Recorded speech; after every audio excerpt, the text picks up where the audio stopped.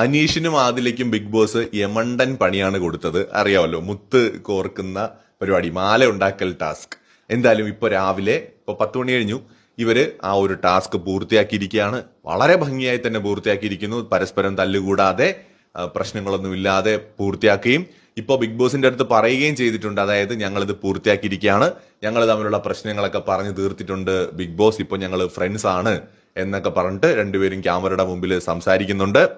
പിന്നെ ഇതിനകത്ത് ഞാൻ ഒരു കാര്യം പറയാം, ഇത് ബിഗ് ബോസ് ആണ്. ഇനിയിപ്പോ അവിടെ രണ്ടുപേര് വിചാരിക്കുകയാണ് ഫ്രണ്ട്സ് ആയിട്ട് തുടരാമെന്ന് വിചാരിച്ചാലും ബിഗ് ബോസ് അതിനെ തടസ്സം ഉണ്ടാക്കാൻ ശ്രമിച്ചുകൊണ്ടേയിരിക്കും. അതാണ് ഈ ഗെയിം എന്ന് പറയുന്നത്.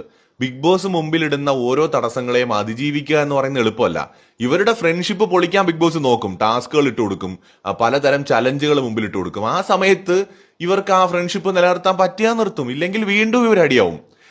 ഇപ്പൊ ആദിലയും അനീഷും ഇനി ഈ സീസൺ മുഴുവൻ ഇതുപോലെ സുഹൃത്തുക്കളായിട്ട് പോകുന്ന ആരും വിചാരിക്കണ്ട, അവർ വഴക്കിടും.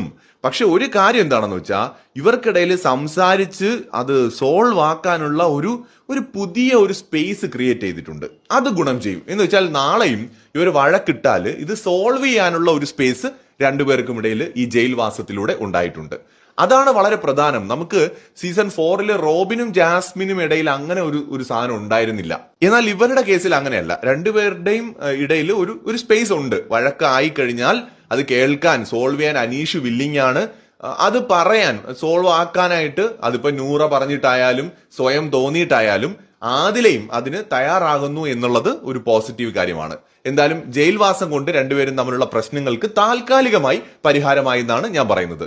എന്നും ഇപ്പൊ അനീഷിനും ഈ പറയുന്ന ഷാനവാസിനും പോലും അവിടെ എല്ലാ ദിവസവും പിണങ്ങാതെ മുന്നോട്ട് പോകാനൊന്നും പറ്റില്ല. ഇത് ഗെയിമാണല്ലോ. ബിഗ് ബോസിന്റെ ടാസ്കുകൾ വരുമ്പോൾ അങ്ങോട്ടും ഇങ്ങോട്ടും വഴക്കൂടേണ്ടി വരും, ചിലപ്പോൾ ഹേർട്ടാവും.